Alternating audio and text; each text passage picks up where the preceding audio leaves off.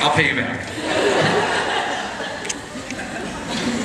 Michael, I feel like I would be doing a disservice to fans if we didn't talk about Mr. Feeney and the relationship between the core cast and him. And the final scene, it kind of sums it all up. It just, I don't know if when we all saw the pilot or early on in the series, we thought that would become such an integral part to the show, but did you always know that he was going to be this father, grandfather kind of figure to the kids, and why make that sort of the centerpiece of the finale?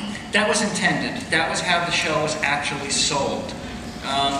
It's a funny story. It's not a long one. I had just finished Dinosaurs, and I was walking to my office at Disney, and there was a fellow who stopped me and said, "Come into my office." And he showed me a bunch of charts and graphs, and it was Procter & Gamble.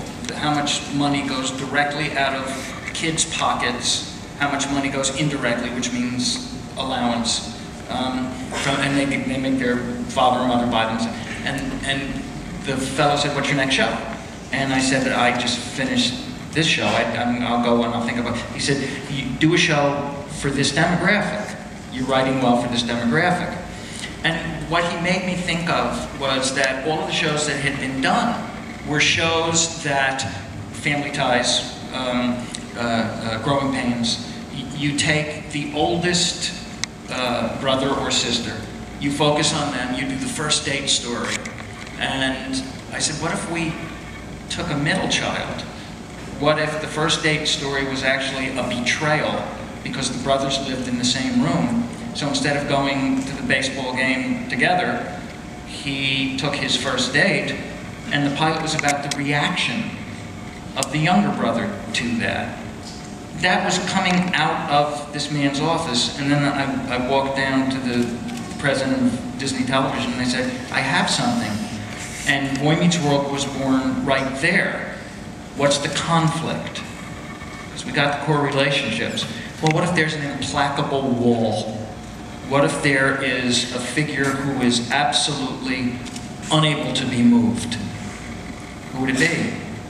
In a child's world, if it's a workplace comedy, the workplace is school, the boss is the teacher. And what if the teacher lived next door? And we had our show, because to give the authority figure proximity was everything. And the scenes at that little white fence with Bill and Ben were, to me, absolutely... Bill came to me one day, and this was about 3 episodes in, and he was getting tired already, because the kids were kids. and Bill is an actor of a long resume, and the kids did not respect that at all.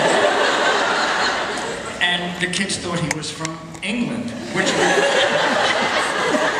we used to talk about on the show. I don't know if it was Ben or Ryder. Well, you're British, you wouldn't understand this show.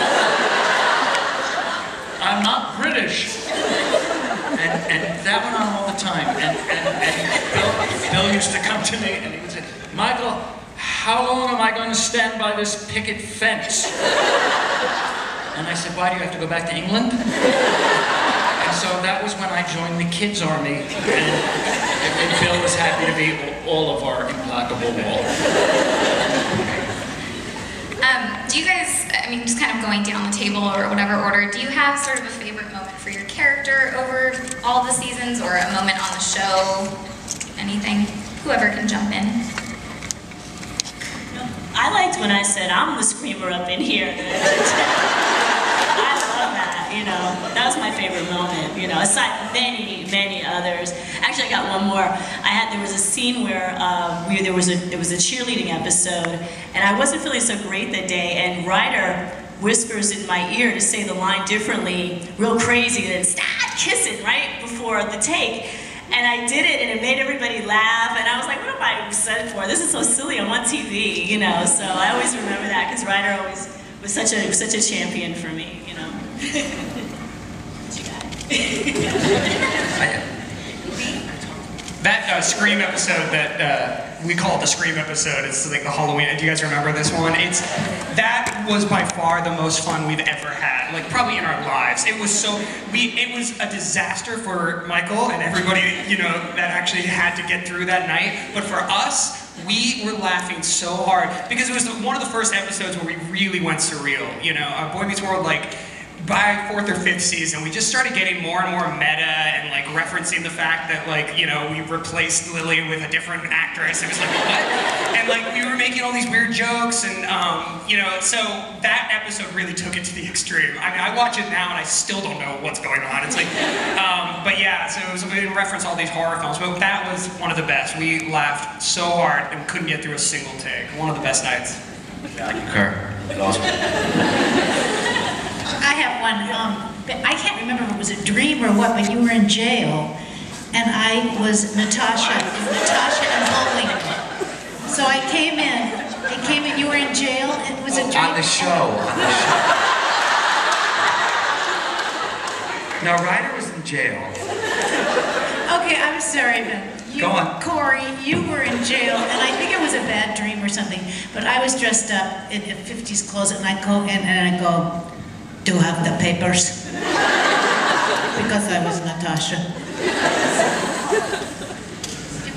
Lily, do you have one together? Or, yeah. My favorite was the war episode, and also the one after, because we all got to work together. And it was kind of fun playing with Ryder and Ben. Ben had the best lines of the whole. Yeah, we were going up. You've never been to the vegetable wire before. I don't know if I can do it as well as him. I was actually impressed that we got a bear.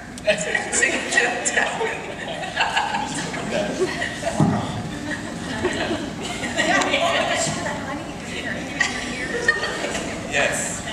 That was real honey in that episode. Yes. You guys had to get cleaned up in a car. You guys know what we're talking about? Yeah, there was a bear. There was a prank episode. There was a bear, and before the bear showed up on set, which was, you know, it was a big bear, and they had, like, you know, a chain around its neck, and they handed out flyers saying, "Okay, nobody have food anywhere near the bear, and don't move fast." Well, in the scene, we're covered in honey, and we run away from the bear. I was terrified.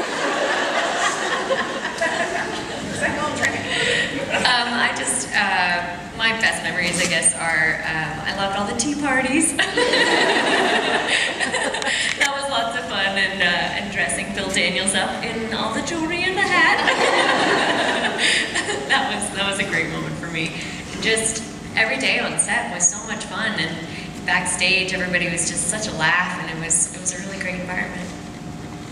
Now, before I open it up to fan questions, a Girl Meets World kind of question that I think all of you can kind of chime in on. Just why is now the right time for a show so similar to Boy Meets World to come back onto television? Why do you think the fan reaction has just been so immense? It's a different world than this cast met. And I think that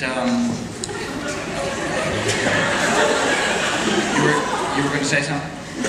No, please. No, please, go ahead. No, please. Let's not fight in front of them, just go. We're kidding. All right, tell me if you like this answer. Go.